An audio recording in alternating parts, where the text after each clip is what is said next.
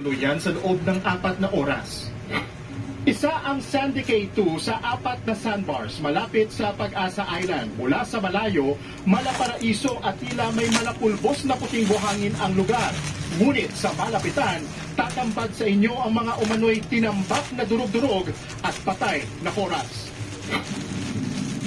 Sa inisyal na pagsusuri ng mga marine biologists, lumalabas na kakaunti lang ang mga isda sa palibot ng Sandy Cay 1 at 2. Maging ang mga coral, unti-unti na raw namamatay. There seems to be a suggestion that these reefs are not healthy anymore. Kinumpirma rin ng mga marine scientists na hindi natural na species sa lugar ang mga durog na coral sa sandbar. Senyales na posibleng ang tinambak ng doon ang mga durog na corals na nakuhanan noon pang Setyembre.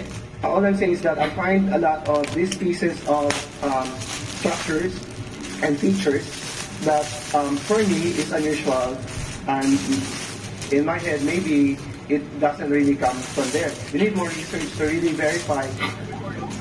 Sa isang pahayag naman, tinawag na iligal ng China Coast Guard ang pagdaom ng mga Pinoy sa Sandy Cay kahit binalaan at pinigilan nila. Pero tinapla ito ng PCG. Not really factual. That's another lie coming from the Chinese Coast Guard.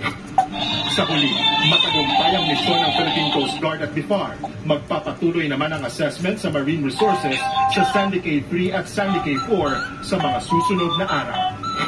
Mula Sandy Cay 2 sa West Philippine Sea, nagpabalita mula sa Frontline, Gio Robles, News 5. Ipinagbawal na rin sa Pilipinas ang pelikulang Chasing Tuna in the Ocean na sa paggamit ito ng 9-dash line ng China.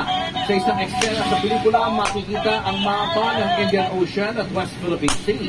Dito, makikita ang 9-dash line ng China na pinawalang visa na ng arbitral ruling noong 2016.